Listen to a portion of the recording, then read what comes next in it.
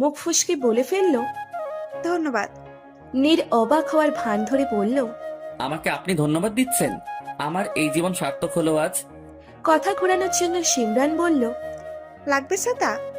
এখন তো ভিজেই গিয়েছি, আর ছাতার দরকার নেই। বাই দ্য ওয়ে, কোথায় যাচ্ছেন? মন ভালো ছিল না, সেই জন্য ঘুরতে আসছিলাম। কিন্তু এখন বোয়াল মাছ ধরে ফেলেছেন।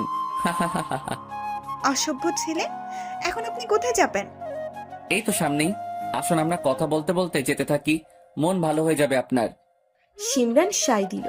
দুইজন একসাথে হেঁটে সামনে এগিয়ে যাচ্ছে। নীর তখন মনে মনে বলল, ইয়াহু, প্ল্যান সাকসেসফুল। নিবিড়ের বুদ্ধিটা কাজে লেগে গেছে। ভাগ্যিস পা দিয়ে ইটটা পিছনে রেখেছিলাম, সেই জন্যই তো পড়ে গেল, আর আমার লাইন ক্লিয়ার হলো। নিবিড় বস, ইউ আর জিনিয়াস ব্রো। গাড়ি থেকে নিবিড় শিখিয়ে দিয়েছিল ছাতা নেওয়ার উদ্দেশ্যে গিয়ে কথা বলতে, যদি পারে কোনো না কোনো হেল্প করার জন্য। মেয়েদের হেল্প করলে নাকি তারা ভীষণ খুশি হয় আর ফ্রেন্ডলি ব্যবহার করে। গাড়ির হর্নের শব্দে পাশ ফিরল নীর। জানালা দিয়ে বুড়ো আঙুল বের করে বেস্ট অফ লাক জানালো নিবিড়। নীর ফ্লাইং কিস দিয়ে ইশারা করল। তোর গিফট পেয়ে যাবি আজ। দুই ভাইয়ের এসব কারসাজি বেচারি সিমরান কিছুই জানল না। সে মনে মনে নিজেকে বকতে লাগলো, এত ভালো ছেলের সাথে কত খারাপ ব্যবহারই না সে করেছে, কিন্তু আজ ছেলেটা তাকে সাহায্য করেছে। মনে মনে লজ্জা ও খুব খুশি হলো। সিমরান বাসায় বসে আছে, তার সামনে বসে আছে ফয়সাল ও আইরিন। আইরিনের দু চোখ ফোলা কলা গাছ হয়ে গিয়েছে। প্রায় 30 মিনিট ধরে সে সিমরানের কাছে বসে আছে আর কান্না করছে। তার এক কথা, বিয়েতে সিমরানকে থাকতেই হবে। থাকতে হবে মানে থাকতেই হবে। সিমরান রাজি না থাকায় ফোন করে ফয়সালকে ডেকে এনেছে। আইরিনের কান্না দেখে মনে হচ্ছে সে কারো মৃত্যু দুঃখে কান্না করছে। ফয়সাল তখন সিমরানের দিকে তাকালো, অদ্ভুত মিষ্টি ও অনুরোধ সুরে বলল, জানি দোষটা আমাদের, তবুও বলছি প্লিজ আসুন বিয়েতে।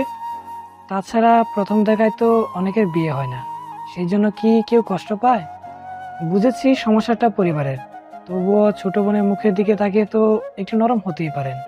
প্লিজ বিয়েতে থাকবেন। অবশেষে রাজি হলো সিমরান। ছোট বোনের আবদার সে কিছুতেই বারণ করতে পারেনি। তার উপর ফয়সালের অনুরোধ। গায়ে হলুদের শাড়ি পরে হাতে হলুদের ট্রে নিয়ে দাঁড়িয়ে আছে সিমরান। ফয়সালের বাড়ির গেটের কাছে যেতেই লজ্জার বাতাস তার পুরো শরীরটা ছুঁয়ে দিল। সে প্রথমে আসতে চাইছিল না, কিন্তু মায়ের কথা শুনে এসেছে। তার মা তাকে বলেছে, লজ্জা থাকা উচিত, ওর বাড়ির লোকদের তো কেন থাকবে? বিয়েটা আমরা ভেঙেছি, ওরা নয়। আর তুই যে ভেঙে পড়িসনি, এটা তো দেখাতে হবে ওই লোকদের।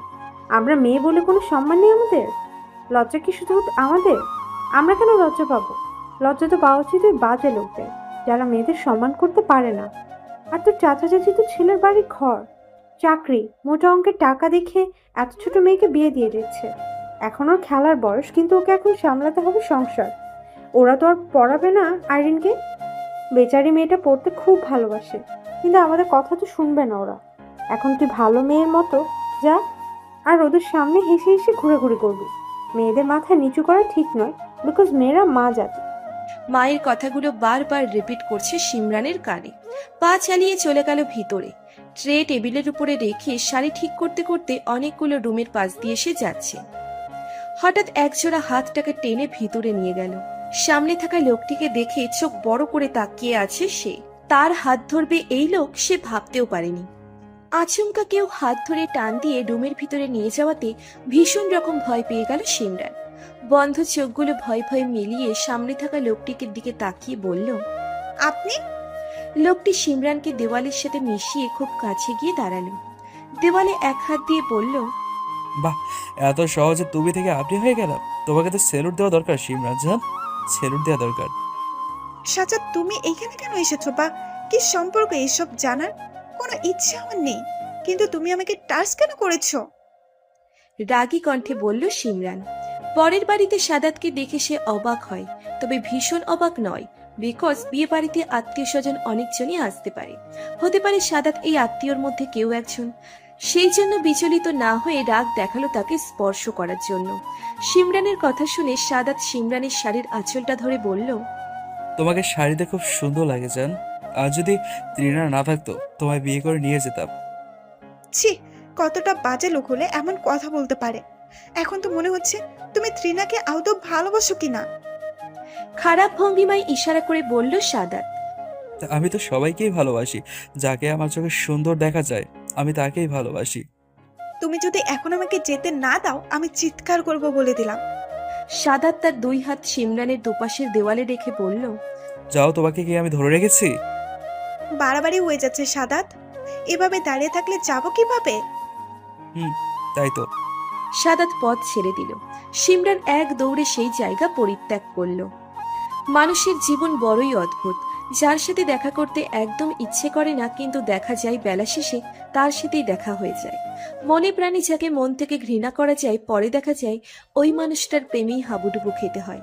মন মানসিকতা পরিবর্তন কখন কিভাবে হয় বোঝা মুশকিল।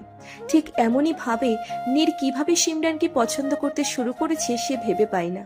তবে তার এই 2-1 দিনের পরিচয়ে পছন্দ কিংবা ভালোবাসা তৈরি হয়নি। আজ তার ভালোবাসার 3টি বছর হতে চলেছে। সিমরান তার কিছুই জানে না। 3 বছর আগে নিবিড় সিমরানের ছবি দেখে সে প্রথম পুতুল ভেবে নীরকে জানিয়েছিল। ভাইয়া, আমাকে এই পুতুলটা কিনে দিবে? দেখো কি সুন্দর পুতুল, আমার বউ পুতুল। নিবিড়ের হাত থেকে ছবিটা নিয়ে নীর প্রথম সিমরানকে দেখেছিল। ঠোঁটে হাসি, নাকের ডগায় ছোট্ট তিল, চোখ নীল কালো, যেন একটা জলজ্যান্ত পুতুল। সেদিনের কথা মনে পড়াতেই হেসে দিল নীর। ছোট্ট নিবিড় ছোট থেকেই বিয়ে পাগল ছিল। কোথাও কোনো মেয়ে দেখলেই বলতো, ভাইয়া দেখো, আমার বউ যাচ্ছে। বউ যাচ্ছে বউ যাচ্ছে বলতে বলতে সিমরানকে রাস্তা দিয়ে পার হতে দেখেছিল সামনে থেকে। সিমরানের পিছু নিল সেদিন থেকেই নীর। বউয়ের কথা ভাবছো ভাইয়া? দরজায় টোকা দিয়ে এক পা বাহিরে অন্য পা ভিতরে রেখে বলল নিবিড়। অতীত থেকে ফিরল নীর। নিবিড়কে দেখে হেসে বলল, তোর মতো বিয়ে পাগল আমি না যে সবসময় মেয়েদের কথা ভাববো। ছোট ছেলেরা বিয়ের কথা ভাববে না, এটাই তো স্বাভাবিক, তাই না? নিবিড়ের কথা শুনে ভ্রুঝোড়া কুচকে তাকালো নীর। এত বড় ইনসাল্ট এইটুকু ছেলের কাছে মেনে নিতে কষ্ট হচ্ছে তার। তবুও পরবর্তী প্ল্যানের জন্য হজম করে নিল। নিবিড় তখন মাথায় হাত দিয়ে তার ছোট ছোট চুলগুলো টেনে বলল, ভাইয়া, মাথায় কিছু সমস্যা হচ্ছে? মানে? দেখো না, একটা বুদ্ধি আসছে আবার চলে যাচ্ছে। যখন আসছে তখন গেঁথে রাখ, তাহলেই তো হয়। চুলগুলো কেমন যেন উস্কো হয়ে যাচ্ছে। ভাইয়া, তোমার চুলে কি জেল ইউজ করো? মানে আমি ইউজ করতে চাচ্ছি। এখন তো বাংলাদেশের মেয়েরা পিছনে ঘুরে, তখন পৃথিবীর মেয়েরা আমার পিছনে ঘুরবে। বলো না, কি হেয়ার জেল? নীরের এখন নিজের চুল টেনে ছিঁড়তে ইচ্ছে করছে। ছোট ভাইয়ের পাকনামও এখন থেকে খুব জ্বালাচ্ছে। কিন্তু পরবর্তী পদক্ষেপে সাহায্য করার একমাত্র উপায় ছোট ভাই। তাই চুপ থেকে বোকা বোকা হাসি দিয়ে বলল, চল তোকে আজ সুন্দর একটা ছড়া শিখাই। এই ছড়া শিখলে তোর অনেক খেলার সাথী হবে। সত্যি? হুম, তাহলে বলো। বল। আতা গাছে তোতা পাখি, ডালিম গাছে মৌ, এত ডাকি তবু কথা কও না কেন বউ? বল, চুপ করে আছিস কেন? নিবিড় কিছুক্ষণ নিজেই নিজের মাথার চুলগুলো ধীরে ধীরে টান দিয়ে বলল, তোমার সরা তো হয় নাই। এই সরা বললে তো কোনো মেয়েই আসবে না আমার পাশে, তখন তো সবাই রাগ দেখাবে। নিবিড়ের কথা শুনে আর চোখে তাকিয়ে বলল নীর। তাহলে কোন ছড়াতে সবাই তোর কাছে দৌড়ে আসবে শুনি? শোনো তাহলে, আতা গাছে তোতা পাখি, ডালিম গাছে মৌ, রাস্তাঘাটে যেদিকে তাকাই সব জায়গায় দেখি দাঁড়িয়ে আসছে বউ। নীর এইবার রাগে ছুটে মারতে যায় নিবিড়কে। খিলখিল করে হেসে দৌড়াতে শুরু করে নিবিড়। দুই ভাইয়ের বয়সের এত তফাৎ, তবুও তাদের দুষ্টুমি, ভালোবাসা, বন্ধন, ঝগড়া, ফাইজলামি কোনো কিছুরই কমতি নেই। যেন তারা সমবয়সী। ভাই বোনের বা ভাই ভাইয়ের প্রতি অথবা বোন বোনের প্রতি ভালোবাসা হওয়া উচিত ঠিক এরকমই, যেখানে থাকবে দুষ্টুমি, মাঝে মাঝে শাসন, ভয়ানক আনন্দময় আবদার, নিঃস্বার্থ ভালোবাসা। যাদের ছোঁয়াতে মেতে থাকবে বাড়ি, বাড়ির সব আসবাবপত্রগুলো হাসবে সারাক্ষণ তাদের এই খুনসুটিগুলো দেখে। যেদিন দেখবে ভাই বোনের মান অভিমান, সেদিন যেন আসবাবপত্র, ঘর বাড়ি সবকিছুর মাঝে কষ্টের বিরাজ প্রকাশ পাওয়া যায়। বিয়েটা হয়ে গেল আইরিনের। ভালোভাবেই মিটেছে বিয়েটা। আইরিনের মা বাবা যেন হাতে চাঁদ পেয়েছে এমন একটা ভাব নিচ্ছে। সিমরান আজ অনেকদিন পর কলেজের উদ্দেশ্যে হাঁটা দিল। মনটা আজ তার ভীষণ ভালো। আজ বসন্ত, চারিদিকে অশান্ত বাতাস তার মনকে করছে প্রফুল্ল। কথায় আছে, ফুল ফুটুক আর না ফুটুক, আজ বসন্ত। কিন্তু বসন্ত যখন এসেছে, ফুল তো অবশ্যই ফুটবে। চারিদিকে ফুলের সুবাস ছড়িয়ে পড়েছে। আজ সিমরানের মন পাগল পাড়া। গাঁদা ফুলের সাজ আজ সেজেছে সিমরান। গায়ে বাসন্তী রঙের শাড়ি, খোপায় গাজরা ফুল, মাথায় টায়রা আর হাতে পড়েছে কাচের চুড়ি। দূর থেকে অপলক দৃষ্টিতে তাকিয়ে আছে নীর, যেন আজ সে বসন্তের রানীকে দেখছে। নাকের ডগায় ছোট্ট তিলটা খুব সহজেই ধরা পড়ল তার চোখে, কিন্তু বড়ই আফসোস আজ সে সাজেনি। তবে নিবিড় আজ বাসন্তী রঙের পাঞ্জাবি পরে নেমেছে রাস্তায়। তাকে দেখতে একদম পুতুল মনে হচ্ছে। রাস্তা দিয়ে নিচে নিচে যাচ্ছে আর মেয়েদের সাথে পিক নিচ্ছে, গাল টেনে দিচ্ছে, অনেকে চুমুও দিচ্ছে।